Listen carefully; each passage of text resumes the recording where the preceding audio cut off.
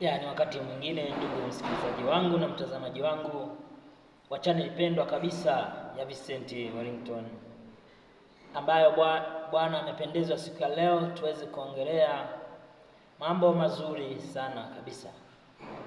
Nipende kuwajulisha kwamba wimbo wangu ambao niliwaahidi kwamba utakuwepo hewani kabisa, nafikiri mliuona. Wimbo wenyewe wimbo wa ni neema. Ni neema ya Mungu tu ambayo inatufunika siku zote. Hakuna jambo lingine ambalo tunategemea katika maisha yetu pasipokuwa neema hiyo inayotoka kwa Mungu. Unaweza kujiuliza kwa nini wimbo wangu unahusu neema na wema. Wimbo wangu unahusu neema kwa sababu ya maana halisi ya neno neema. Neema ni nini?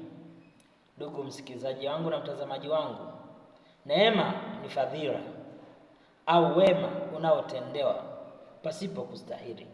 Unatendewa wema, unatendewa fadhila pasipo wewe kustahili. Kwa ni dhahiri kwamba kila jambo ambalo unalo katika maisha yako ni hakika kwamba wewe umetendewa wema tu, umetendewa neema tu.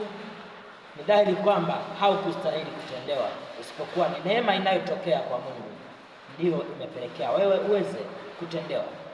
Hata yote ninayoyafanya katika maisha yangu najua ni neema. Familia yangu nilionayo najua ni neema tu. Watoto nilionao, mke wangu nilionaye, mali nilizo nazo ni neema tu. Hivyo neema ya Mungu izidi kukufunika na wewe uweze kujua neema ni kitu gani na wema ni kitu gani katika maisha yako. Barikiwa sana na wimbo pendwa kabisa wa ni neema, na Mungu wangu wa mbinguni azidi kukubariki uweze kujua neema ya Mungu katika maisha yako. Amen.